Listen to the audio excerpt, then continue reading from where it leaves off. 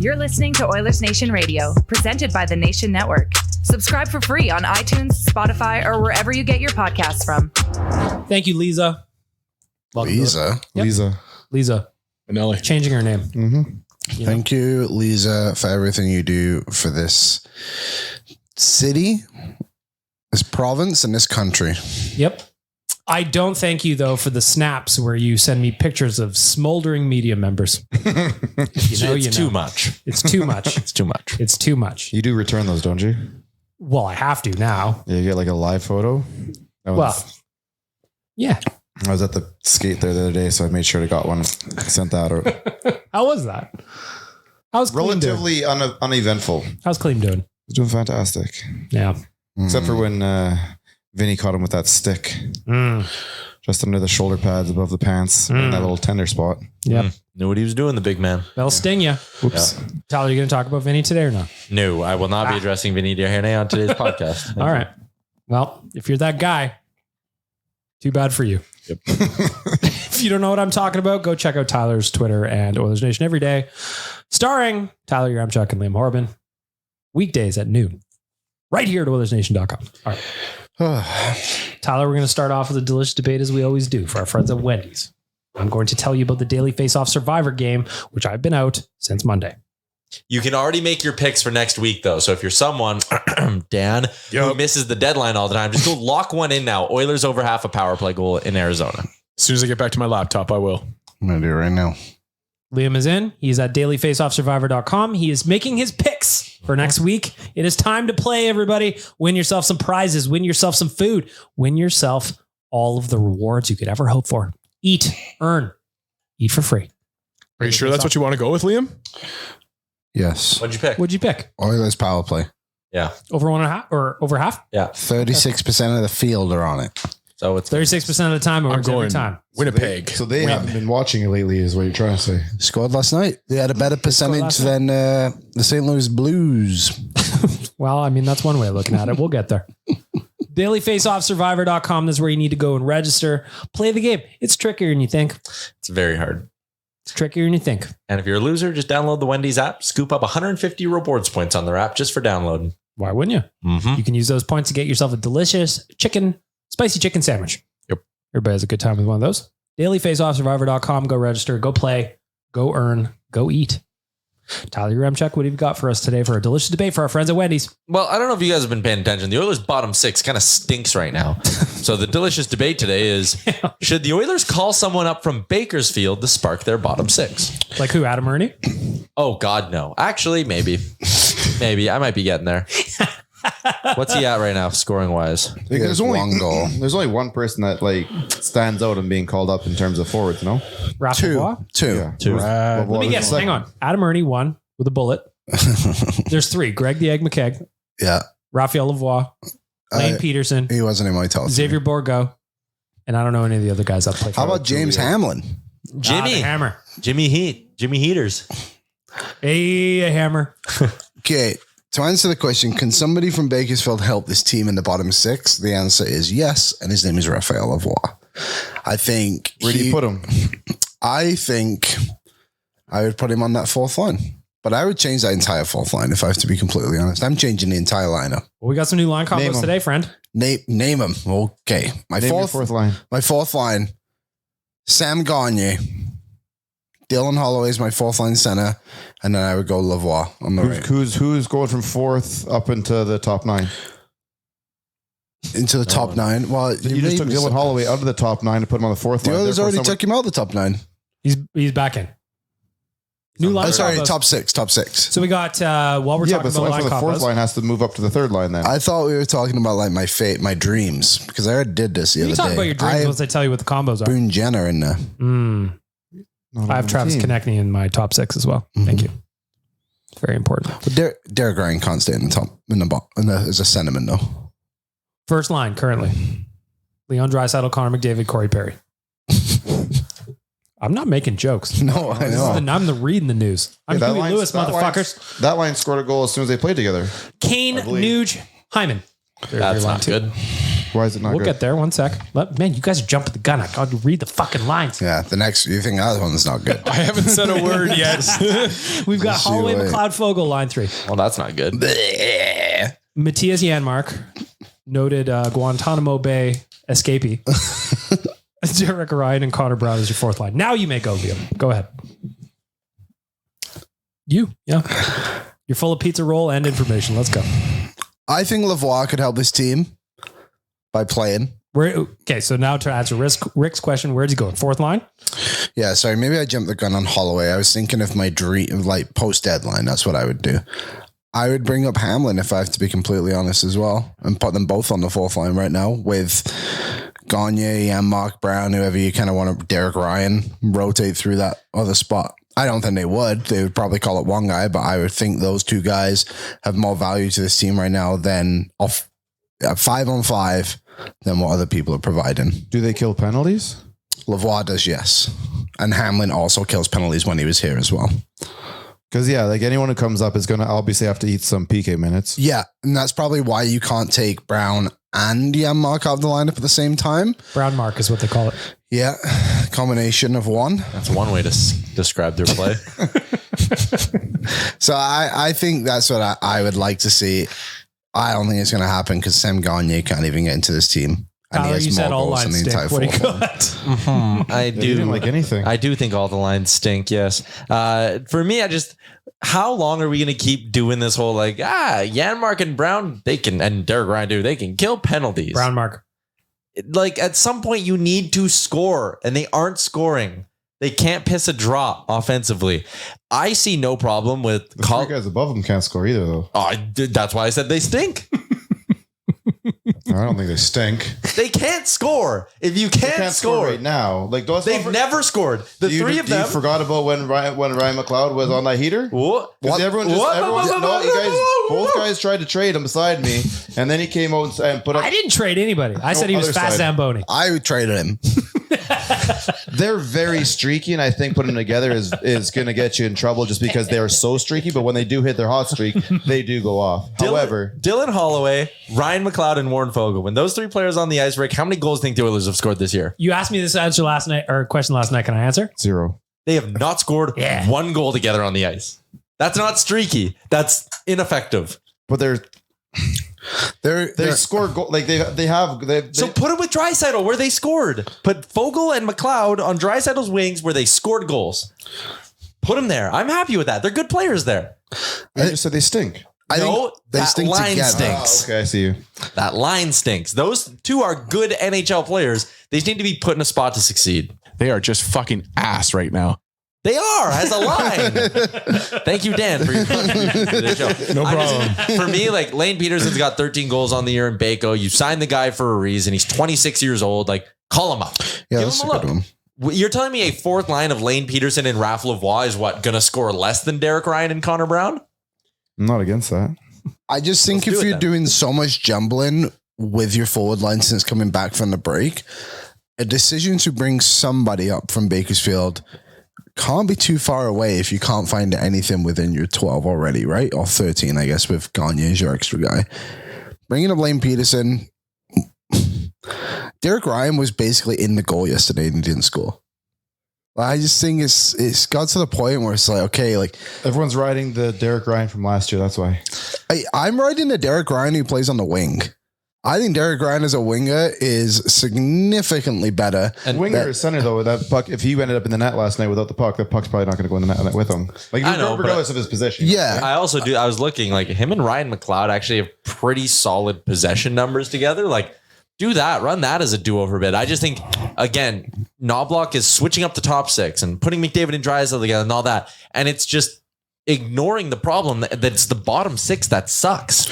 At that point, it's almost the bottom 9. There was another Can't thing score. too, though, that I think's kind of been lost in a lot of this. Do you remember earlier in the season, it was Gagne, Hamlin, and Ryan were the fourth line, and they would go out and have great shifts. It was like eight games in a row. They were like very effective players under Knobloch, and they were being put in positions to have success playing like 10 minutes a night, no more. But they were going out there, drawing penalties, creating some chances, keeping the puck in the offensive zone. This fourth line currently, I actually forgot Matthias Janmark played last night. Like, I just don't see how those three are having success at the moment. And it's frustrating to see them continuously play when you have Sam Gagner come in. He plays one game, and granted, it wasn't his best game against, who was it, Detroit the other night. Yeah. But when the guy hasn't played for 2 weeks, his game before that was the Calgary game. I think the thing with Sam Gagner, though, the fact he doesn't get the PP or the PK is what really hurts him. But I agree. Not to say our PK is great right now, because the PK is struggling right now. He's given up 7 goals. Too many. 4 games. And that is definitely a factor in it. But also, if Sam Gagner, if Matthias Janmark, who he's rotating with, isn't doing anything at 5-on-5 offensively by contributing with points, but Sam Gagner is, which one becomes more valuable? You know what I mean? Because most of the game is played 5-on-5. Well, there's always that whole night. defense win. Last night, yes. There's always that statement that the defense wins. So maybe I just think it's interesting. We've gone from a point where Gagner was playing literally on the second line at points this season. Well, now he's not in the team. I almost run the 3 centers again. What I find interesting is how drastically different the line combos are from what was working during the 16-game heater. I know they kind of dipped towards the end of it. Totally get that. But that we haven't gone back to like that at all. I find that interesting. Dry, McLeod, and Fogle were really good. Buzzing. That line was great. And I just, again, I get in the moment as a coach, I'm sure you're facing a lot of pressure to try to do something and feel like you need to do something. But like, that 3 was working, and that top line is so good with McDavid, Hyman, and Nuge. Weren't last night, though, to be fair. Yeah, last night was a bad night for them. But again, like, can they not have bad games? And you can keep, like, I just would like to see some level of consistency from the Lions. Which is interesting because Nobby, when he first came in, that was like his MO, is just provide some consistency. And he did for a long time. And the thing is, so like, there's no consistency in the top 6 right now. They're jumbling it all up, but there's consistency in the bottom 6, which isn't good. And it's like, hey, now it's been however many games of this bottom 6 not being good. It's not just one bad game and 3 good games. I think they need to go back to running that top 9 and a fourth line. So when you take top 9, you need to spread out your offense between those 9 spots and really make it hard for the team to defend you. What was the third line? The third line, would you like me to run it? Sorry, what was the third line when McLeod and Fogle were on Draisaitl's wings? Kane, Ryan, and Blank? Kane would have been there for sure. Was it Brown? Could have been Brown. But now you look at it and you say, okay, so hypothetically, that top 6 is what it is. Your first line and McLeod and Fogle. Okay, so you now have Kane on your third line left wing. Now you've upgraded over Derek Ryan with Dylan Holloway as a centerman.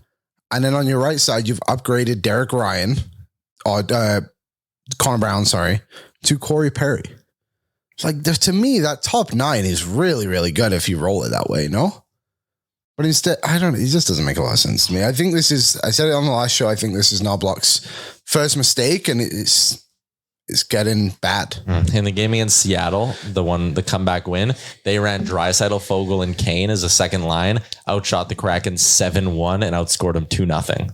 Yeah, that's nice. Yeah, Dan? then it leaves you with McLeod and Holloway and Perry. And that was good. Yeah, I'm not against that. Against Vegas, that was a good Are line. you saying signing Corey Perry ruined the juju? No. You know what? Yeah. I think that Somebody's got to say it. I think I said it on this podcast at the end of the winning streak, where I just feel like this time now is where Knobloch is trying to figure it out. And I agree with everything you guys are saying, but it just feels like to me, like Knobloch just wants to see it on the ice and prove it for himself with some of these combinations, because whilst like you guys are articulating all the points, like when we saw the winning streak, we didn't see these combinations. We didn't see the scramble and the almost like, it's almost like a question mark as to what's working with this team still. And so like part of me wants to say like, let's just pump the brakes. But then part of me is saying like, Knobloch has been the head coach longer than Woodcroft was the head coach of this team. Like this is his team now, and he has to be the one to answer this question for us, not 4 dudes just sitting in a room coming up with the answer, or 5 dudes sitting in a room coming up with the answer on their own. Like it's frustrating to watch as a fan. Knobloch making the same mistakes that Woodcroft was making, and Woodcroft is fired. I just picked a random game from January. Just curious what the line combos were. So early January, the Oilers played the Blackhawks. The line combos were, first line was Nuge, McDavid, Hyman. Second line was McLeod, Draisaitl, Fogle. Third line was Kane, Ryan, Brown. Fourth line was Ernie, Hamblin, Janmark. Sorry, what was the third line? Kane, Ryan, Brown. Okay, so it was what I thought it was. And how did it do? They won. What was that, the 4-1 game? Was that the game where they got like 2 goals called off? Was it the home game? This is the home game, yep. That's the Bedard shot game. So my other problem with this, and it's kind of something you touched on there, Dan, like we're not learning anything from these current lines. Like, I think this is an interesting trial period for the Oilers leading up to the deadline where, like, let's see what you got in some guys. Like, they moved Dylan Holloway up to the top 6 last game for 2 periods. Yeah. And then they went away from it. Like, what I want to see is like some legitimate experimentation if we're going to start jumbling it up. Give Dylan Holloway 3 games with Leon Draisaitl. So come deadline day, do we have something there, or is he a third liner and we know exactly what it is? Or if you're not going to do that, play Dylan Holloway at center for 3 games. Yeah. Maybe he's the type of guy who flourishes with a little bit of extra skating in his game, and maybe he can handle the defensive responsibility. Like, play him there 3 to 5 games, staple him there and say, I'm going to let him try figure this out. Here's another thing too. Like, sure, you can experiment with your lineup and everything, but you're playing critical games right now. Mm-hmm. You've played Vegas, you've lost. You've played the Kings, you've lost, and now you're playing the Dallas Stars tomorrow. And you have shaken things up. You're in a race here to actually get some good standing in the Western Conference. Yeah. And you've just gone through a stretch where you played the East a lot. And now you've thrown it away if this is what they're doing to like experiment with your lineup towards the deadline. We are not guaranteed a playoff spot. We're probably pretty much locked in, but like back here again. No. I'm not saying they're not going to make the playoffs. But what I'm saying is like, don't get comfortable because you've won 16 in a row that you think you can just do it. Because playing Vegas in round 1 in Vegas is not ideal. You need to get that second spot in the division, and now is no time to be wasting trying to experiment and see if Corey Perry can keep pace with Connor McDavid, or if Ryan McLeod, Holloway, and Fogle can figure out how not just to sprint around for 45 seconds and shift and actually put the puck in the net. No, now is the time to be winning these hockey games. You should have done this when you played Chicago, San Jose, and Montreal in a row, whatever it was. I disagree a little bit. I think they've built themselves up a bit of goodwill. And I'm fine with Knobloch experimenting and trying to see some things. But like right now, the experimenting is Leon Draisaitl and Connor McDavid back together. Okay, we know that works. We know they can score together, but we also know it leaves the rest of the lineup relatively depleted. We also know come playoff time, we're not doing that game 1 of the playoffs. So like, why? It's a waste of time for me. If you're going to experiment with some things that actually have a chance of being long-term successful plan. Do you think it's like a new coach trying to give a wake-up call to the rest of the team? Stop looking at these 2 guys to do everything. Like, hey, we're going to put them together, have that line together. We're going to put Corey Perry there just because we don't have anyone else we can put there. 3 MVPs on the same line, baby. But we want the rest of them to, like, we want the rest of you 9 to try and carry your own weight. Like, get out there and. I thought that too, Rick.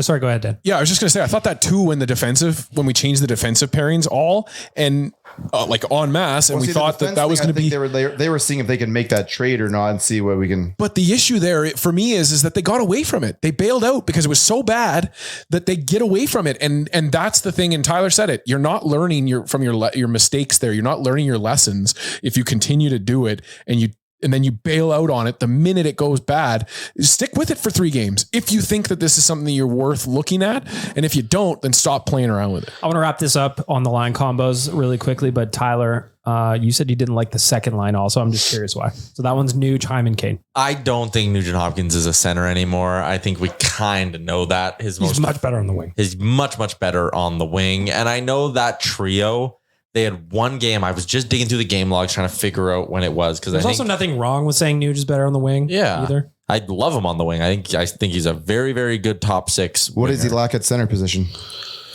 The ability to actually drive offense. He's a complementary offensive player. And I know, hey, that goal against Detroit would show you otherwise, but he's not the kind of guy who scoops up the puck in his own end, carries it into the offensive zone and sets up a play. He's the guy who sits around the perimeter a little bit, does the give and goes with Connor. He doesn't have that offensive driver to him that I want, that you get out of a McDavid or Draisaitl when they're down the middle. Evander Kane, we know he kind of comes and goes, and Zach Hyman is a high-end complementary player. I just think those are 3 complementary top 6 wingers, and none of them are a play driving top six centerman or a play driving winger even. For our friends at Wendy's, if you're listening to this, I want to know who you think, if anyone, should come up from the Bakersfield Condors and who you would replace on the current roster. I'd like to know. Adam Ernie is coming in. Do you replace Connor McDavid? Maybe. That's up to you to tell us. Never tried it before. Never tried it before. I think we all know if someone's getting called up, it's probably Adam Ernie. I feel like that's just what's going to happen. ON Radio Podcast, hit us up. That's a safety move. I know, but like again, you have a month until the deadline. No, I just feel like if they're going to take that, if they're going to make that move, I think you got to make the offensive move, not the safety move. Yep. I love how much you dislike Adam Ernie. It's not even that. It's like, okay, what is Adam Ernie going to do? Come Not up much. and play physical. Bang and crash. Yep. But he didn't Great. even do a lot of that either. No, I know, I'm not arguing. He had a couple of shifts out there. You're like, oh. Scored a hell of a goal, though. That was a couple shifts over like 3 weeks. There is upside. If Lane Peterson comes up and can be trusted The lane to train. win faceoffs and is like a good Former defensive Columbus centerman, Blue Jacket here. Obviously, we know what you're hell doing. yeah. Here. Hell Was yeah. he? He's been everywhere. Go on. But if Lane Peterson can turn into a legitimate fourth line center for you, like an upgrade on Derek Ryan, younger, maybe he moves a little bit better, then that kind of changes. That could change your deadline plans. If Ralph Lavoie comes up, goes on a heater and scores 3 goals in 7 games for you and is playing physical, crashing and banging, then it's like, oh shit, that's an everyday player for us come playoff time. Like, take some chances on guys with upside. I'm just sick of like Janmark, Brown. Yeah, Brown Mark. Like, Brown Mark's in their head now. to me, there's maybe some upside with Connor Brown because he at least, and I know this At the sounds crossbar dumb. last night. Yeah, like There is upside, and it's fucking frustrating because Exactly. you just can't somehow F-bomb. put it inside the net. but like Janmark, we've seen it. Derek Ryan, 13th Like forward. last night when Connor Brown was on the shorthanded 2-on-1, I'm screaming at my TV to shoot, and he just tried to. I get it. He's got no confidence Hey, listen, right now. without that pass attempt, there was no power play. Agreed. Understood. Rip the fucking puck, Yep. bro. You haven't scored in 9 years. May I have the final closing comments on the fourth line Sure. You may. and calling up someone from Bakersfield? I think Greg had said it good yesterday on O&E, where he just said that line has no identity. If Which you line specifically? The fourth? the fourth line, Gotcha. Milk carton line. their identity is that they Missing presumed play dead? good when the others are shorthanded. You bring up Lavoie, Peterson, play Gagne. That's a line that has an identity of like trying to prove themselves to be everyday NHLers again, all in different ways, all different spots in their career. I think is fair. I just think that's what the others are really lacking right now is a bit of belief in those guys. And I think all 3 of those players, Brown, Mark, and Ryan Brown, Mark. This is all coming together. All right. Bill's the something worst going player in on. NHL history. His name, Ryan Brownmark. This is all coming together. Boys, Tobias Brown. we are putting I was going to say, and they're German. They're just Fucking God can penalty kill like a demon. Ryan Brownmark. Gone but never forgot. I would love to go through every fourth line in the league Why do you hate yourself? and just see where in the league. Say go back an hour. No, like no, history. not I was through like, hours. No, that already hurts. I would just like to see the production it brings because yesterday's a bit different, but we looked at Washington's I'd be because so bold as to offer a guess. we're probably 32nd Probably going wherever to be we are in north the of league. 0. Yes. I looked at Washington yesterday and granted they have Tom Wilson on their fourth line right now. Yes. Their fourth line is 25 goals. Okay, this well, season. but that's because they like if the Oilers buried Evander Kane on the 4th line for a game, you couldn't sit there like But that. Tom Wilson's, that's fair, but still, even if you take away Tom Wilson, they have 13. Yeah, Nick Dowd and Beck Mallenstein have combined for 13 goals. Like, yeah. And if Like, you that's put really Abe good. Kubel there instead of Wilson, which is I think what it usually is, it'd be 18 goals. So. Speaking of Nick Dowd, if Still you good. joined us on the stream last night for the watch along, we learned that last night, Derek Ryan, the cost to acquire him is a first round pick at least. Yeah. Pardon me? The To get Derek Ryan off our team right now, you must pay a first round pick. That's yeah. Why is it not done already? Well, see, we were Well, workshopping because the we idea. made it up. Oh, Yeah, so is we're this just coming from like a workshopping the real idea. place? No, we Yes. speak it into existence. The old manifesting. That's what we're trying to do. All right. Well, So- Listen, if have you Nick made a Dowd, clip? Have you made a clip or something like that? The clip this was. Because that's Don't. how Was- the Oilers going to get. That's how the Oilers going to see it. was the clip TikTok it and camera say on. that we all as a group co-sign Yeah. Derek Ryan for a first round pick. Derek Ryan, Sean Monahan, pretty much the same player. Just like Nick Dowd is apparently the cost is going to be a first round pick. We were talking about it last night. Derek Ryan only has 5 fewer points. Yeah. Love Derek Ryan, but like I said, I think we're riding the Derek Ryan from last year, and it's not who he is. Tyler just checked out of this. I'm scrolling through daily face-off. Give me a team. I'll tell you how many goals they're for. The San Jose Sharks. It's the Leafs, I think you got to be looking at. Ooh, okay, I'll do Leafs. I was just about to go through everyone as well. The Leafs' fourth line has 14 goals this year. Was that good? Who's on their fourth line? Bobby McMahon got 3 of them in one game. Noah Gregor and David Kemp. Put in Reeves there as your actual fourth liner. But he has instead of more McMahon. than one, doesn't he not? Reeves gets healthy scratch most of the time. That's true. Oh, San understood, Jose but he still got Sharks, goals, they're a though. really bad team, right, Liam? Oh, I dear believe God, so. there we go. Don't worry. no. 14 goals on their fourth line. Okay, someone asked me what the Anaheim Ducks have. How many goals did Adam Ducks? Go ahead. 32. 7. Oh, One player, Sam Carrick, has all 7 goals. Fuck yeah. Do you see? So Ross Johnston, Gregor tweeted this stat the other day.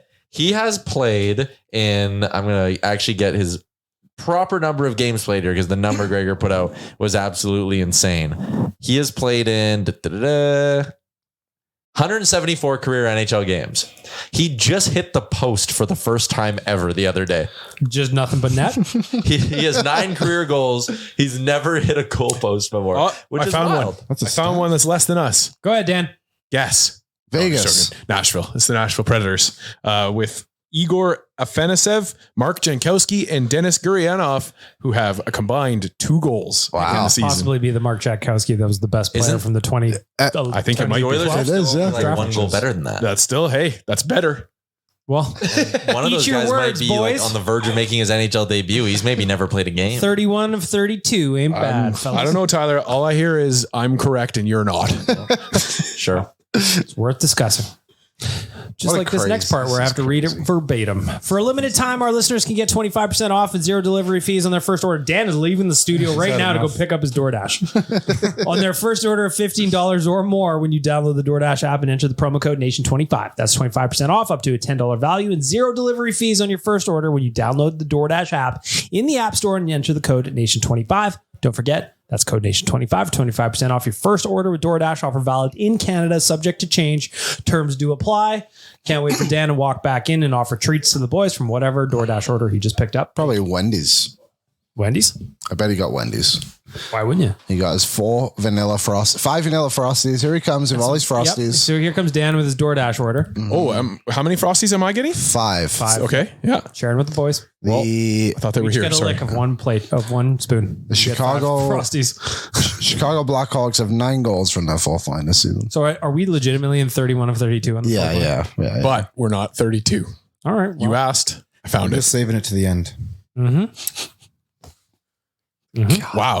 The Shows the centerman for the savers. Colorado Avalanche has more goals than our fourth line does on their fourth line. Andrew Cogliano has more goals than the other's 4th line. Because he learned everything playing here. That's why. That's true. Yeah, we taught him Once everything in a while, he always knows. another. Pull it together, Liam. Who delivered? For our friends at DoorDash, I want to know who delivered last night. The Oilers game, well, it didn't go so well. 6-3 loss to St. Louis Blues. We're not going to spend a whole lot of time on it outside of a few elements within that game, but I want to know who delivered since Tuesday. Yeah, so the Detroit game counts, right? The Connor Detroit game does McDavid count. did. Connor McDavid did. Rick is in first for our friends at DoorDash. I Who don't know why you delivered? guys kept asking questions. I'm just going to take this one. Hey, listen, you got 4 goals in that, or sorry, 6 assists in that one game. I don't know what my issue is. And then you can see he wants to win more than anybody else on the ice. He's not out there just doing the normal offensive stuff he does. He's out there he's out there taking bodies, he's out there body checking. Reminds me kind of what, not to the same extent of what you saw out of like prime McGinley when it was like when we were playing them like Don't Wake the Bear. Connor's out there doing that stuff. He's banging bodies. He's making sure he's getting back in the defensive zone. He stopped a cross-ice pass last night, and then obviously the points are it's too easy for him. 9 assists in his last 2 games for Connor McDavid. Pretty good. Wrote about that in bad. 3 key things this morning at Oilersnation.com. There's a little stat that I'm trying to vamp until I can find it. Here we go. Most assists in a 2-game span in NHL history. 1986. Wayne Gretzky had 10. Oh, what a way. 2024. Connor McDavid had 9. Gretzky had 9 over the course of 2 games 3 times. 85. He did it twice in December of 85. Apparently. Also in February 1980. Twice in December of the same year. Gretzky did it again in 86. So that's 4 times Gretzky's on the list. Oilers defensive coach Paul Coffey in there, March 1986. Adam Oates, January 1991. And old Tyler's favorite player that he's watched all his life, Billy Taylor Sr., March 1947. He's always wearing that Billy T jersey. It's true. That's Still made Oiler of legend wool. They're Adam very Oates, by the heavy, way. those. That's Oiler legend Adam Oates, by the way. Yes, Let's of not course. forget that. You know, part. people have comfort shows that they watch before they go to bed all the time. Like, Yeah. I only watch The Office, things like that. No, for me, it's old Billy T highlights. I just throw them up on YouTube and I drift on off to dreamland, thinking of sitting in the Montreal Forum with a cigarette and a top hat. Well, the watching fun them part play. about it is they And a probably hot dog. weren't on TV, so know you're for just the hot watching YouTube videos of the radio broadcast. Yeah. Of people recounting times that they watched him play. Yeah. Yeah. So shout out to Tyler's. I mean, I asked Tyler before we started recording. I was like, "Who you bringing on a jersey down to Arizona with you this weekend?" He goes, well, "I'm not going to bring an Oilers jersey. I'm going to bring Billy T, Billy T. Yep. senior specifically." Not Junior. Junior got too cocky, tarnished Yeah. the family name. Politics. It's all politics. For our friends at DoorDash, Nepo Tyler. baby. For our friends at DoorDash, Tyler, who delivered for you over the last handful of days? His stat line wasn't great, but I'm going to give him some love for his performance against the Red Wings. Stuart Skinner gave up 4 goals, but he faced 38 shots. And like, you look at that score at the end of the game, 8-4, and you're like, whew, blew him out. If it wasn't for Stuart Skinner, they're probably down by 2 goals going into the third easy, period. So sure. the stat line wasn't incredible, but I just thought Stuart Skinner really grinded for the Oilers against Detroit. I didn't think he should have gotten the start against St. Louis. I felt like that was a Pickard game. I also felt like they could have given him a bit of a mercy pull after 2 periods because the boys were not helping him out at all. Yeah, a little rest. But I give him a shout out for his performance against Detroit. Stuart Skinner delivered. Well, sneaky peas in the net tomorrow. Yep. Whatever. Liam for our friends at Door. We'll get there in a second. Work. But no, I think you're doubling down on winning the Arizona game at this point. Yeah, you got to win one. And they know we're coming, so they're like, Why yeah, you win know. too many? Hey, We'll let everybody else have some Card's fun. been solid. Hey, sneaky peas Playing going in. I don't way mind. No above his problem. weight class right now. Sure. Liam for our friends at DoorDash, who delivered for you over the last handful of days? My friends over at Betway delivered to me yesterday when they allowed me to bet 2+ assists on Connor McDavid with plus 265. Like, how did that make any sense? I don't know. And you gate kept it. You didn't tell anyone. No, you got to be a secret Why? because I wanted to make Share sure the it wealth, worked. bro. Well, tomorrow we all know now. You're excluded from our Arizona squad. No. I'm hammering that in Arizona. Maybe not tomorrow. Dallas is real good, but against Arizona, Connor's picking up 2 more. I'm just doing it every game. We just got to make sure we do he's it not scoring. Saturday nights or early Sunday morning. Yeah, good point. Yeah, we got to figure out the VPN situation, allegedly, in my opinion. Betway's going to pay for my trip, essentially, is that's what Liam's saying.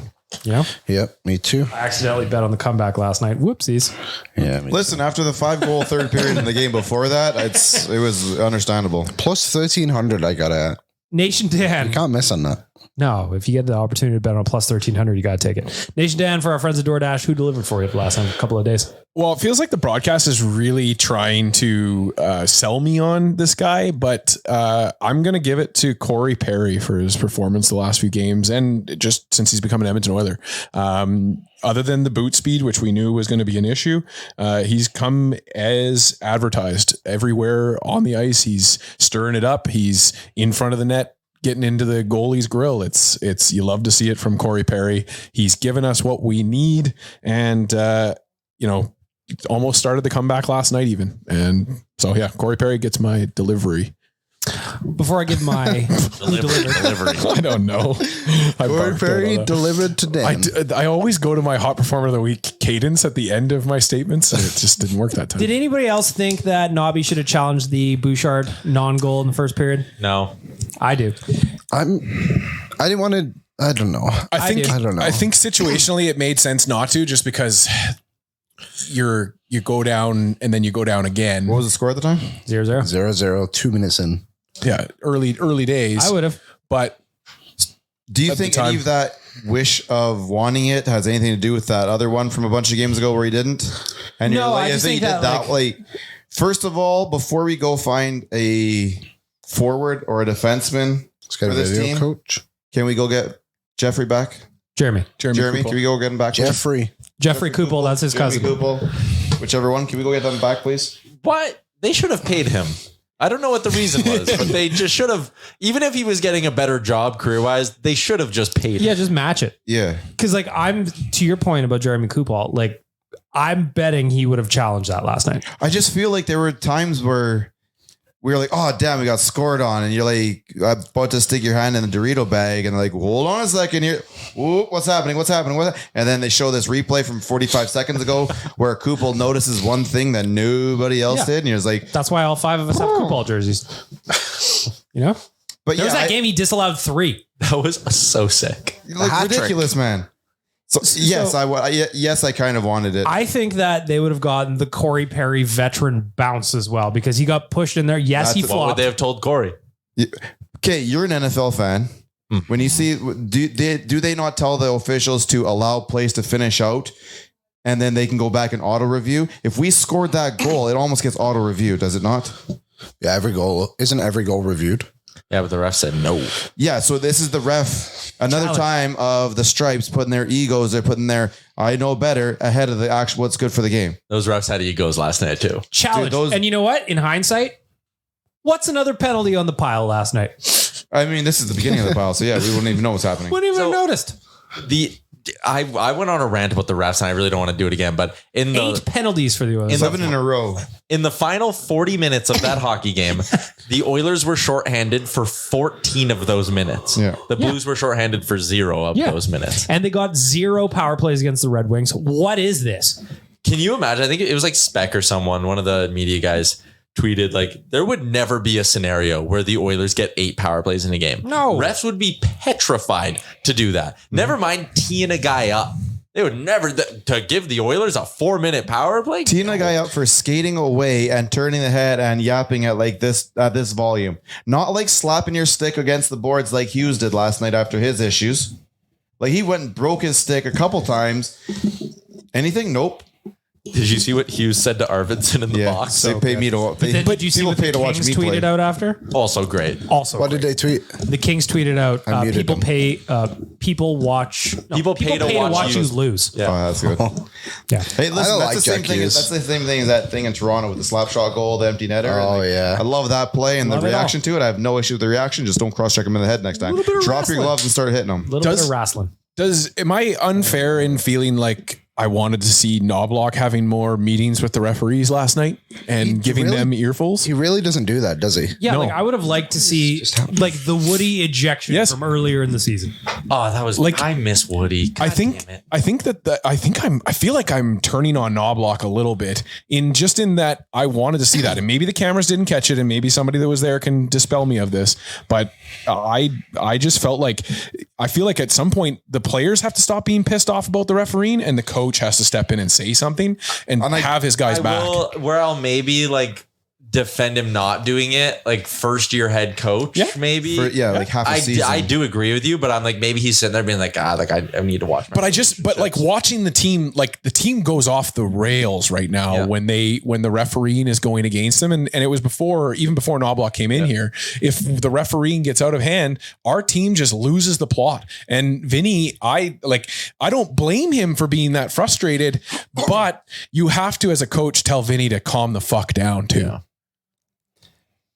I want to see Knobloch say something afterwards. Yeah. In front of the microphone. You've had a lot of chances. Calm Let's down get the a Mac T bit. fine thing going. Yeah, find the right words. Find a way that they cut as deep as possible using the nicest words possible, and do it that way because you get more of a league-wide type of a thing rather than during the game. It just becomes these guys are out there. Obviously, these refs want to be noticed out there. Their moms are in the stands or something like that. They need to be noticed. So all that's going to do is get turned into a pissing contest with them, and you're going to lose that all the time. Yep. Put it out there like we're doing right now on the microphones. Try and do it, as strategically as possible. And I'm fairly certain they'll put some dollars up on the board to cover any fine. Listen, if we can't believe in game management anymore and even up calls, what do we have to believe in? Another option they have is to just bring me along everywhere, and I will yell at him. just put me close, and I'll take care of it from there. That is to Dan's point. That is one thing I would like Knobloch a little bit. Like I know he's very much like his highs Bench are or microphone, either way, but something has to get his out there. highs aren't highs and his lows aren't lows. He's very much in the middle. But like there comes a time when you got to see a little red. Yeah, and maybe Like I'm not saying Jim Playfair strip and throw all your clothes on the ice. If you do, Nobby. I mean, no we'll shirt clip on? it and we'll post it.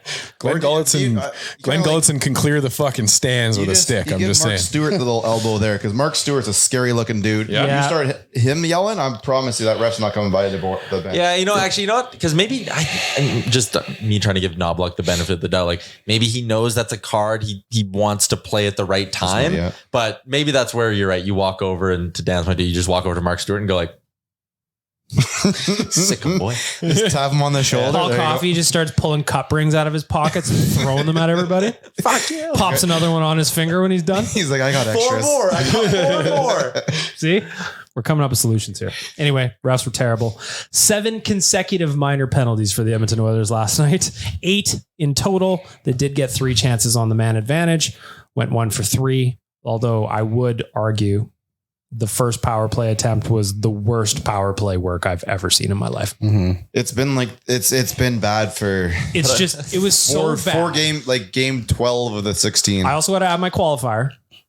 I'm an Oilers fan, so I'm used to watching the best I power like play what in you the said league. yesterday on the watch along. Because it's like you're right. You go watch that Oilers power play, you're like, that was terrible. Then you go watch any other game and you're like, oh, that's most of other teams' power plays. Oh Yeah, so like it's terrible relative to what we're used The to. one thing I felt good about is the angle in which Leon scored, because I think Leon's struggling scoring from that spot from those angles this year, which is another reason why I think last year is the year for us, like win-win with Derek Ryan and thing and Leon being like whatever.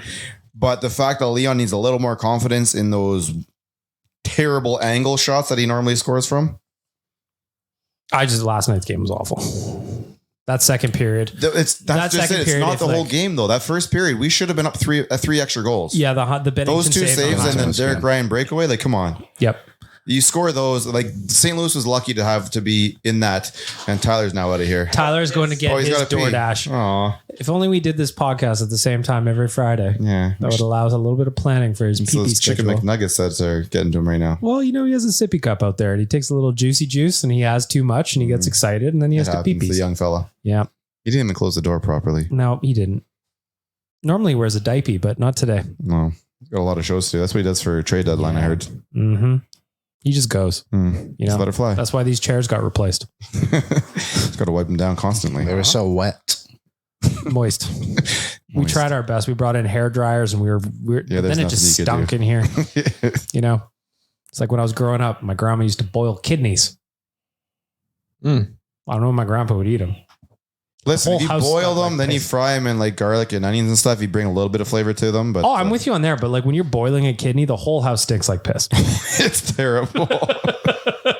Anyway, Ask the Idiots time. NationGear.ca. We got some events up at NationGear.ca I'd love to tell you about.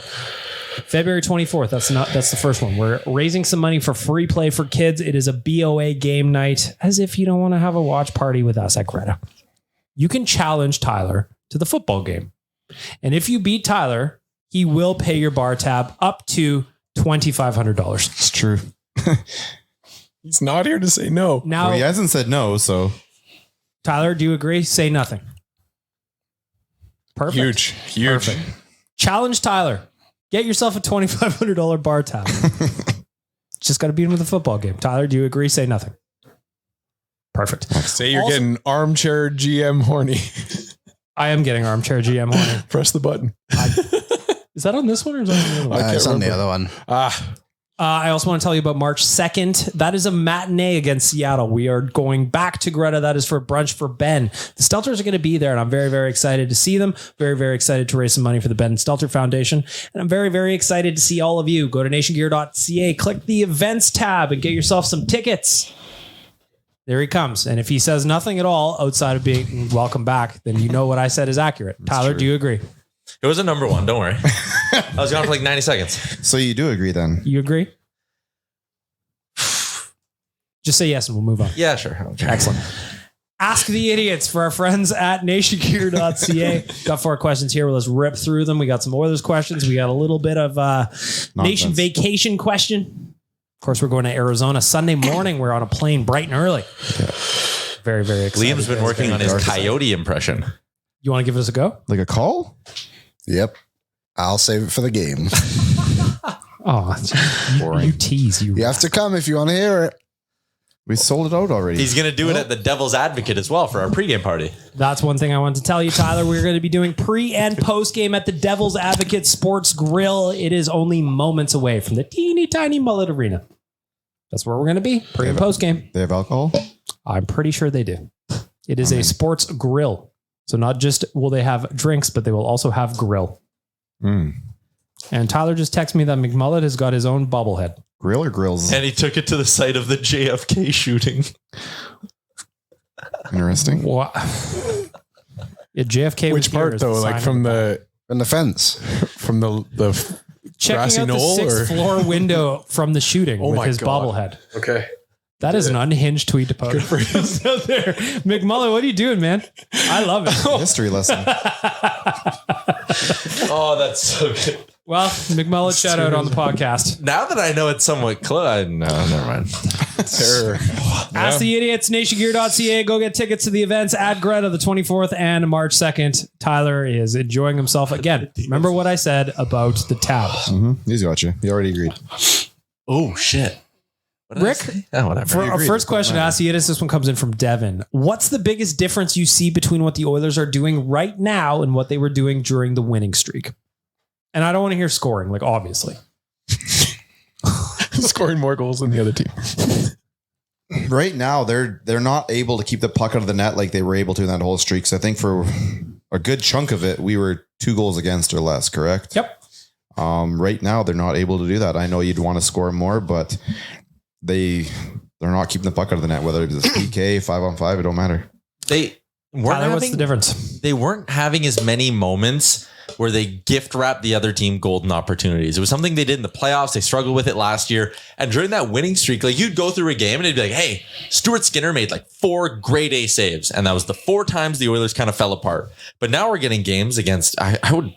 Don't forget those last 10 minutes where we went how many games in a row where we let up like 3 or 4 shots in the last 10 minutes. We knew when to clamp it down for the most part. Even if in the games where the Oilers weren't playing well, it was kind of more of like a malaise than like, oh, they're turning over pucks left, right, and center and giving the other team all these looks. Like, again, against Detroit, they had 7 to 10 brutal decisions that resulted in quality scoring chances against, or moments where they're standing around. And Stuart Skinner bailed them out 3 or 4 times, but he can't bail them out every time. So I just think the biggest difference is the structure that they were playing with and their ability to just go out and play at least mistake-free hockey, even if it wasn't always great hockey. That's gone for whatever reason. Liam, what is the biggest difference you see from the win streak to what's going on now? There is no trust in the forward group. And what do you mean? Then just changing lines every time something goes wrong. I think during the win streak, obviously things are going right more often than not. And I think we saw some consistency, and we discussed it kind of off the top right with the line. So I would just say the biggest difference for me is the lack of trust within the forward group from the coaching staff. Nation Dan, biggest difference between the win streak and now? I feel like this team that we're seeing now started to show its head during the end of that win streak. I think that the team went away from playing team defense and has now started to cheat again to try and get that extra offense. You see it when they fly the zone a little bit quicker, and that's when the mistakes seem to be happening for me. So I just think that the team is cheating to try and get that offense, and I don't know if that's a combination of lack of faith in your forwards or what it is, but yeah, I just think that the team defense is gone from this team again. Mm-hmm.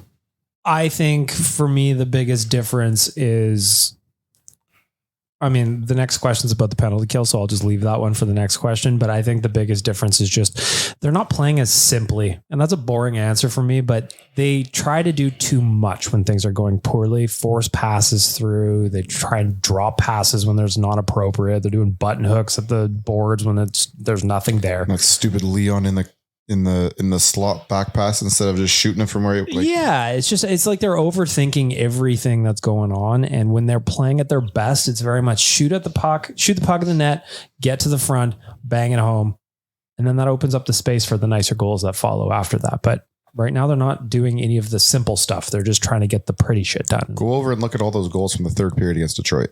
Yeah, or even just the one that Corey Perry scored in the 3rd period last night. He was right at the goal mouth, got the puck, quick spin, beats Binnington. You know, not everything has to be pretty, but they're all beautiful to me. Next question, reversing the order. Dan, you're up first. This one comes in from Kathy. If you had to give your take on what's wrong with the PK right now, what is the biggest problem? I think it kind of just steals from my or lends to my last answer, which is that the team just feels like they're pushing for something extra, whether that's an opportunity on a shorthanded. We saw it last night once they were down now. So, I mean, situationally it's a little different, but I just don't feel like this team is playing the same team defense that they were before. I really liked the mentality that it felt like they were trying to shift in, where making the PK really own that PK was good. But yeah, I just don't see the team defense right now. Liam, what is the biggest difference on the PK? What's the biggest problem on the PK, I should say? Yeah, I kind of just agree with Dan, to be honest. I think this team has just lost a defensive identity at the moment, and it's trickling into the penalty kill. Tyler? If the penalty kill for me, and just to build off Liam's point there, they get too cute. Like, again, we saw yesterday, it wasn't the Connor Browns and Matthias Janmarks that were on the ice when they were getting burned. That one PK that resulted in the Buchnevich goal, McDavid had 2 chances to clear, and then it was Nurse or Ceci, I think, who had 2 chances to clear as well, and they just didn't get it out. So for me, it's just, and maybe it was because they were losing at that point or whatever, and they were trying to force things, but it's just getting too cute is killing me on there. Rick?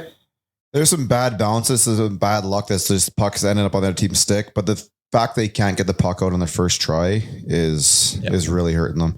And then those two things are just going to lead into lack of confidence. I think Nuge had a bad one too, just to build. Yeah, and I you get the puck on your stick, and the one by Connor that turned into a goal, I can't get mad at him for that one. Is he gave everything he had on the back end. It was just a weird placement of the shot, and it is what it is. That's going to happen sometimes, but yeah, no, it's just those two little things, and it's running into their confidence level, and those are just kind of spiraling right now. You guys said it. Mine is, probably heard me say it on this podcast a bunch of times, those 3 feet on either side of the blue line. You cannot give the puck up in that zone. And the Oilers are doing it a lot on the PK. Last night, I don't have a number for you specifically, but how many clearing attempts died in that like 3 foot zone and came right back into the zone? Huge problem. Get it down the ice. Off the glass and out. Steve Classic Stais. play. Steve Stais. Jumping in the middle. Liam, you're up next. This one comes in from Clay. Should the Oilers consider waiving Connor Brown? Yes or no? No. I would consider waiving Janmark instead of Brown. I think someone would take the chance on Brown. I think ultimately he would clear, but it's more likely someone would take a chance on Brown at 750 than take a chance on Janmark that's $1 million. Tyler? I actually think the extra year of Derek Ryan might make him the most likely to clear all the way through. Yeah, that's why you get 2 first-round picks. Yeah, I think Connor Brown would be the most likely of the 3 to get claimed. So I would keep him just because I don't want to lose that layer of depth. It's similar to Frank threw us a mock deal about Eberle, where he was like, oh, you get Chicago, give Chicago a 4th-round pick, and they take Janmark and keep some Eberle money in the process. And I was kind of like, just waive Janmark. You get the $1 million savings when he clears, and then you can maybe bring him back up in the playoffs if you were to run into injuries. So if I had to choose one to waive, it's probably Derek Ryan or Matthias Janmark, I guess. Dan, you waiving Connor Brown? No, I'm not. I just think Connor Brown is an Edmonton Oiler now, and we made that decision before the season even started. So yeah, I think money wise, you're looking at waiving a Janmark versus a Brown. Rick? Yeah, I don't see the point in it. I don't know why you're waiving him. What are you doing in order to fill the spot? But yeah, in terms of those 4 guys, I'm probably playing Janmark and Brown ahead of the other 2. I just feel like the other 2 aren't.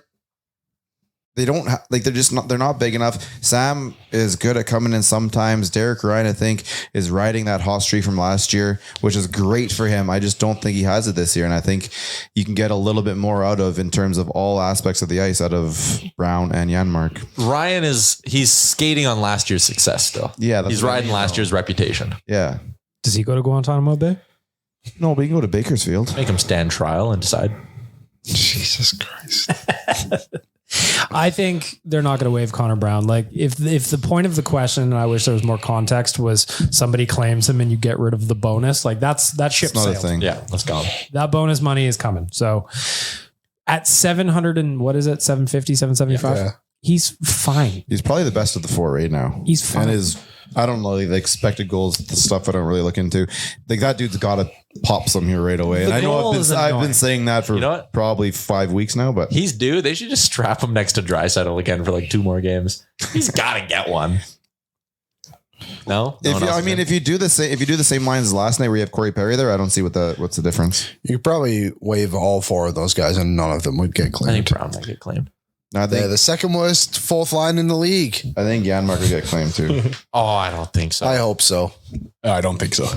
I think if they all got Whatever claimed, I clear would not be space for upset. Adam Ernie, I'm in. No? He just wants the egg back. Bring up Kajula. All right. So here's what you do. You work a backdoor deal with the Blackhawks to save money. Why has no one thought of this? I just did. Okay, go ahead. You waive Connor Brown and Matthias Janmark. Chicago's first on the waiver priority. They claim them both. They retain 50% and we Trade give them them a back. 4th round pick to get the players back. You just bought yourself some cap space. Now you got a stew going. I'm almost I don't think positive you you're do not both guys, but yeah. I'm almost Take a positive boat you're not allowed to home. do that. You put in some water, and now you got a stew going. Now you got a stew going. Last question. Can you do that? Make a stew? You could. I'm No, fairly I certain think you're you not go in a allowed stew, to. man. You're Pretty not sure allowed you- to trade for players that you waived earlier that year. What? No, you can't trade for players you bought out or whatever, but Yeah, I'm not sure whether waiving I don't know. or the buyout is the. I would assume the NHL would step in and say, Edmonton, no. At some point, They we got to get a charges- stew damn, going. we really wanted him back. They charge us a draft pick for it.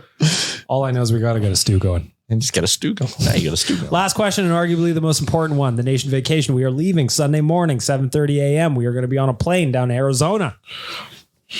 Who wears the crown this weekend, Tyler? Yes, the heavy crown. Well, we got some interesting candidates. BM will be there. Liam, myself, Rick, Gavin, Trip J. Aaron, Trip J. Oh, Trip J is an interesting one. While Tyler's thinking about it, if you don't know what the crown is, in our world, it is the drunkest man alive. Wears the crown? Or woman. woman. I'm going to say Chris Chalmers. I think he's going to have It's a one night fair pick. because his Sunday first night. off, his in-laws have a place down there, or is Yes. it his parents? One of the two. Yes. So I think there's going to be an evening, one of the two, where the boys, because he brought his kids and his wife, the boys stay home with grandma and grandpa, and Chalmers has a full green light. And I think that night's going to get out of hand. Chalmers with the crown. Liam, who's wearing the crown in Arizona? I will say, I like the Chalmers. I'll say Tyler gets it one night. I could see him getting a little over the top after he wins his Conor McDavid 2 assist night on Monday. And then he has to do a post-game show. Nation Dan, who wears the crown? Well, if Waz was going, he's got it for sure. But I'm going to give it to Aaron. I think Aaron is going to take It's a good that pick. Arizona State mentality, and he's going to have some fun with it. It's a good pick. Although Aaron's going to be on time release because he does have to host After Dark Yeah. post game. Rick, who's wearing the crown? That's an easy one. That's you. Why? Just because you're the only guy who, like, you're full blast the whole way. Now, listen, just because you get the crown doesn't mean you like crash and die at 10:30 or something like that. But you can. That is how I got it. Falling asleep at 10:30 at night. You're pushing the RPMs the whole go. I've redlining from start to finish. Yes. So yeah, no, you mean that thing is fitted for your skull. It's I feel like that's my superpower. It really is. Like literally, he went to like, oh, guys, I need a 30-minute nap, and I can't remember who all the young people were back in in Vegas at that time. They're like, oh, he's not coming back. He's like, he's coming back. 31 minutes later, doors the elevator open, BM rolling on and off. I'm giving it to Trip J. I hope so. That would be great to see him really let loose. Gavin just sent me the room list. Trip J is my roommate for this trip. Yeah. He's wearing it. Which means Liam gets the bump of getting to room with Rick, which is significant. Yep. Why? Well, because you've been farting the whole time in Toronto. It was Yeah, I have to ridiculous. room by myself because of my farts. I better not be next That- door that because they actually came seep from through our the new walls. parent company, Better we'll Collective. Put a towel into we'll be putting a towel on the Yeah. crack or something like that. There you go. Like, you weren't even at the Aqua. He cleared out the Aqua concert, man. Like that dance floor. the empty. size of the room of your hotel room compared to the venue, the area and that venue he hurt. Someone said that there's a bar somewhere in Scottsdale that's doing $1 PBRs on Sunday. Oh, dear what God. that would do with my body and what I would expel would have the U.S. military contacting me. Oh man. Tyler didn't fuck get can on I the ever plane go- home. Can I What go for a happened? beer right now? Oh, $1 PBRs. I'll pay you $1 to not drink PBRs.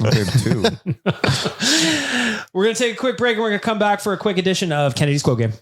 For our friends at Greta, it is time for Kennedy's Quote Game. We haven't played this in a little bit. Of course, Greta is your home for pre and post game for Oilersnation.com. Again, tickets available to the watch parties on the 24th and March 2nd. Available at nationgear.ca. Just on a game day, go on in there. Get some vids in you. Get some wings in you. Pop on in there post game. You might even see Waz wandering around. And if you want that $2,500 bar tab, you know what to do. You know what to do. Kennedy? Hello. Get your pens and papers out. We are back at it. I have a prize for the boys again this week. So whoever wins will win a prize. So put your cards out. Alrighty, here we go. Number 1, I had Jesse's girl. God. That's Number 2, dating us. is it a person that is alive? Okay. Could be any of us. Mm-hmm. Number 3, I do enjoy how you called Ryan Nugent Hopkins a young lad. Okay. Number 4, what the fuck did you just say? That could be anybody. Okay. Number 5, it's just business. You come in, you do it, you get out of there. Yep. Easy. Smash it. Okay. Put my feet up for this last one because I nailed all 6. That's bold. Go ahead. Number 6, I get the emails about Drake not showing up. Yep. Yeah. Told you I had it. Well, same guy got the ones about pinball not coming too. He'll be in Phoenix though. What was the one about? Sorry, there's one that was asking about. Number 3, I think it is. I do enjoy how you call Ryan Nugent Hopkins the young That's lad. the one I was looking for. Thank you. The young lad was what I was trying to. Just a little boy. He is a young lad. When I was just a little boy. Tell me when you're locked and loaded, boys. I'm ready. I think we're all in. We're all in? Okay. Number 1, I had Jesse's girl. Dan. I guess it was me. I said BM. I said Liam. I got BM. I got Dan. His intro music now. I kind of forgot the rest of the song, to be honest. Yeah. Do you know what I had in my head for obviously? I had Jesse's girl. But I couldn't think of the beat. That was a Liam. Shit. 0 for 1. For 1. Alrighty. Well, not so cocky now, are we, Liam? Liam did get his own. Gun. Forgot about my singing phase. Number 2, is it a person that is alive? Dan. I said Rick. I said Liam. That sounds Dan. like something dumb that I would say. I feel bad. I have Liam. The Oilers, It was. it was a straight cap dump. The return didn't necessarily matter, though it is a person that is alive. According What was to the Dave. risk? What was the return? Son of a bitch. Rick talking had me thinking. Yeah. Alrighty. Number 3, I do enjoy how you call Ryan Nugent Hopkins the young lad. Dan. I said Liam. I said Rick. I said me. I said Rick. I said Tyler. Here's the quote. 383. Okay. Yeah. I do enjoy how you called Ryan Nugent Hopkins the young lad. Boy. Emphasis on the I you. guessed Rick for each of the next 2, so that's not going well. Well, there's 3 left though. Alrighty. What the fuck did you just say? Rick. Dan. I said Tyler. I said Tyler. I have Tyler. I have Liam. Why? To just round it out to get the little cherry on top of your Bakewell tart. What the fuck did you just say? Connor McDavid. I like how Tyler sold that as anybody could say this. No, it couldn't. It was Ty. You. It's the guy. Alrighty. It's just business. You come in, you do it, you get out of there. Rick. Bagged milk. Bagged milk. Rick again. I have Dan. All-star game. Sell it to Disney. What do you mean more like the Olympics? Just like very like statistical and very record based, and that's it. It's just business. You come in, you do it, and you get out of there. That's what we're talking about. Oh, son of a gun. This Alrighty. is not good. Last one. Oh, I just saw BM. Come on. I get the emails about Drake not showing up. Dan. That was Dan. BM. Dan. I had me. IBM. I know that's from me. I remember the day. Here it is. It might not. Drake might be there. Probably not. You never know. He might be. We're not going down this promised lens again, are we? Well, you never know, though. I mean, I get the emails, Rick. I get the emails about Drake not showing up. That one's actually a core memory of mine for the show. Dan saying that he was visibly frustrated. I think about that quote all the time. Yeah. Alrighty, how we do, boys? 3. I had 2. 1. 3. I got 3. So tie quote. It's our room. Wow. Yes. What are we good? Well, I guess I'll just give you both one, but Bag of hot mustard Doritos. you each get a For the box room. of Oodle Noodle nudes. Oh, wow. That'll play. Just like folks that give us a review. Yes, you can also, if we read your quote or your review on the pod, email me and you'll get a box voucher. Ding dong on Tuesday. Beautiful. Thanks, boys. There goes Kennedy. Kennedy's quote game. Goodbye, Kennedy. What are we doing about this Tuesday show? We're going to do it from 40,000 feet. Oh, I like that. That would actually be kind of funny. We'll figure it out. Kennedy's quote game in the books. Got to wrap up the podcast with hot and cold performers. We're running long. Tyler might have to pee again. I actually have to go to the little boys' room. Now Liam has to go to the little boys' room. We've got 5 minutes until a nation vacation meeting. So we'll wrap this up. Hot and cold performers. I've got some rumors I want to touch on, but we'll save them for Tuesday.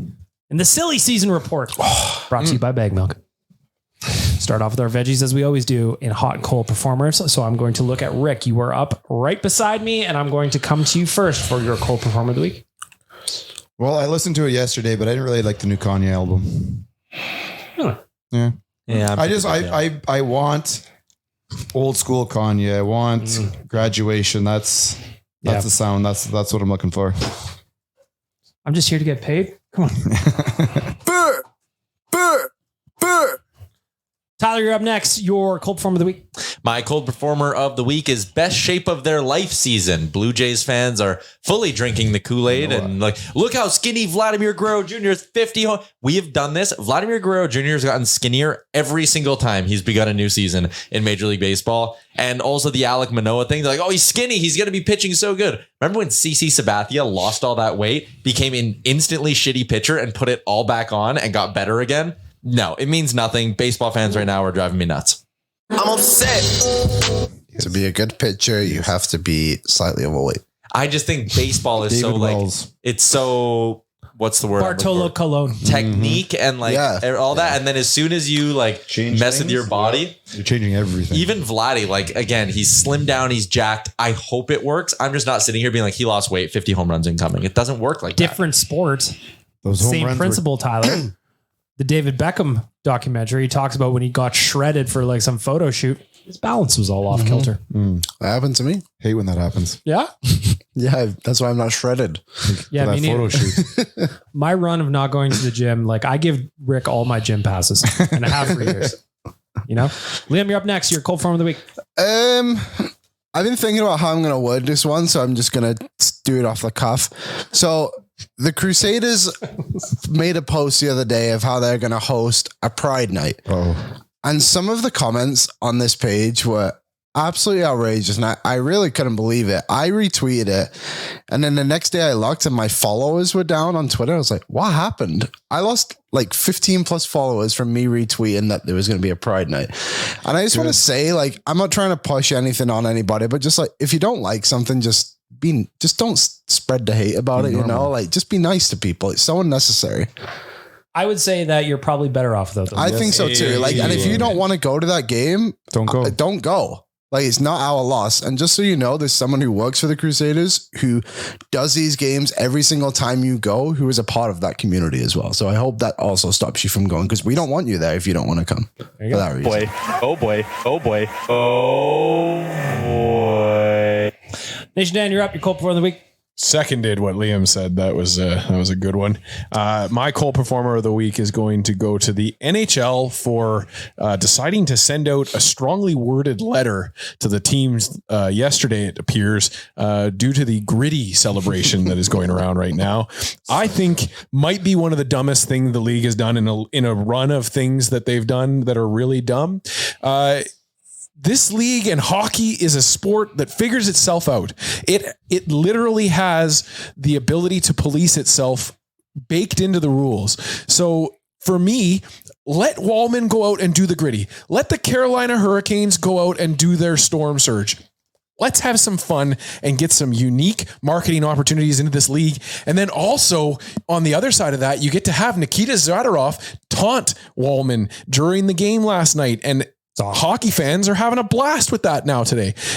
Nothing to do with the NHL's memo that was sent out. It's just absolutely silly for the league to keep getting involved in this stuff and trying to stop its own fun from happening. Joke, nonsense. NHL sending out strongly worded letters to its team gets my cold performer of the week. We have been hoodwinked, bamboozled, led astray, run amok, and flat out deceived. You know who wants to see the gritty? Stephen A. Smith. There you go. I think it's great. Hockey's supposed to be entertaining. Yes. Watching those guys chirp each other with their stupid dance is fine by me. I love it. The only gritty I care about is when Tyler does it anyway. You know? Ballin'. Not enough of the eye thing, though, I find in your gritty. I'd like to add that. I hope someone cuts that ballin' from him. Ballin'. There's a clean one for you. Cut that. My cold performer of the week is just, I'm going back to the Oilers. It's the PK. It was so good leading up to the All-Star break, and somehow they've given up 7 power play goals in their last 4 games. It is no bueno, and the PK is my cold performer of the week. What the hell is going on? Exactly. Let's wrap up the podcast with some positives. Nation Dan, you're up first. Your hot performer of the week. Well, it's going to go out to another little bit of shenanigans that happened this week. It's going to go to Ridley Grigg and Morgan Riley for the saga that they created by Ridley just trying to slap a puck into the empty net. Really upset everybody. I love it. I think that this league just needs more conversation like this and more back and forth and build up those rivalries. So Ridley Grigg and Morgan Riley for creating a spelling bee that every social media manager had to challenge and tackle with. You get my hot performer of the week. Put some respect on my name. Liam, you're up next. Your hot performer of the week. My hot performer of the week. I'm going to say this. I'm going to say the trip we have coming up. I think it's going to be very fun to hang out with a lot of people. It looks like a lot of regulars are going to come up and hang out with us in the desert. And I'm excited to wear shorts again and my white shoes. Mm-hmm. And also have Rick as my roommate. That'll be a real change of pace. I think it'll be good for our relationship. He's a hot guy. Right? See? You know what you're going to learn about rooming with Rick? Because I've roomed with him on many a nation vacation. He's going to take care of you. Now, before I go to bed, pop in 2 Advils. It's because the big man right beside me. It's true. You got to be prepared. Always prepared. Make sure to pack your pharmacy. It'll be good. Tyler, you're up next. Your hot performer of the week. My hot performer of the week goes out to last Sunday. Nick Taylor won the Waste Management Open, a Canadian golfer who is absolutely just clutch with the flat stick. He's given us some good Canadian golf moments over the last couple of years, and he's going to win a major. Nick Taylor, hot performer. The big guy is smoking hot. Rick, your hot performer of the week. Usher. That performance at halftime was incredible. 14 songs, and every single song that came out, you got jacked up even more for. Now I'm going to say something controversial that the guy beside me isn't going to like very much, but Usher in his prime absolutely trashes Drake in his prime. Which guy beside you? Tyler or me? In what metric? Tyler. Every metric. Number 1 hits? No. Well, straight bangers? No. Ability to rap? 100%. No. Straight bangers? No way. There's Hog per 60? There's no chance Drake can go out there and do what Usher did with 14 songs. So where everybody knows every word. So he's got a tripod. He can't move around. Come on, Rick. I'm serious. And then Drake cannot have a stage performance like Usher. That part's probably true. That part is probably true. Usher got some moves. The only move 13 number 1 hits for Drake. Usher has 9. Bangers. What nightclub can play in all those Drake things? Because every nightclub that's going off is playing the Usher stuff. That's true. In I remember 2001. They didn't even go, My that's fair. ranch Like, there's a nights. lot of old stuff there. But listen, even the young people knew all the songs. Yeah. And they did not go into everything. Seeing Luda walk on the stage. Like, listen, when they Unreal. did transported right back to Cowboys 25-cent draft, I am pouring out of that bar. JD was on the stage, one of the best ever. Jermaine What he Dupri? does. He, Yeah. I didn't know. I thought it was CeeLo Green. CeeLo, yeah, CeeLo. Yeah. My hot performer of the week is all of you that are coming on the nation vacation this weekend. If you've never been on one, I'm looking forward to having you appear on your first. They're always a great time. Can't wait to watch the game with you at Mullet Arena. There's going to be 50 of us in that tiny little barn, and we're basically taking up, Tyler, what's the percentage? 1%. Like 62. We are taking up a big chunk of that thing ourselves. Just Tyler didn't understand your question. Nation vacation. No, I did on real life the other day. I was like, whoa, we're 50 people of 5,000. That's I was 10%. Like, I was like, that's 10%. I was like, wait, no, it's not 1%. I just can't wait to hang out with everybody this weekend. It's going to be an early flight, but that means we've got plenty of time to get after it when we get down to Tempe, Arizona. And I found out today there's a Taco Bell Cantina, so there's an honorary hot performer of the week. For the record, 1 before 10, 10 before 1 will have to be done on the airplane or in their airport. That's fine. I'll be at Chili's or whatever Unless the you wanna get equivalent one on is the on the airplane. American side. You know? Yeah, I remember. There you go. That wraps up Oilers Nation Radio for the week. Have a great weekend. We'll be back on Tuesday. It's just I don't know how or when or where. In the airport. From the airport. So says Liam. That's where it'll be.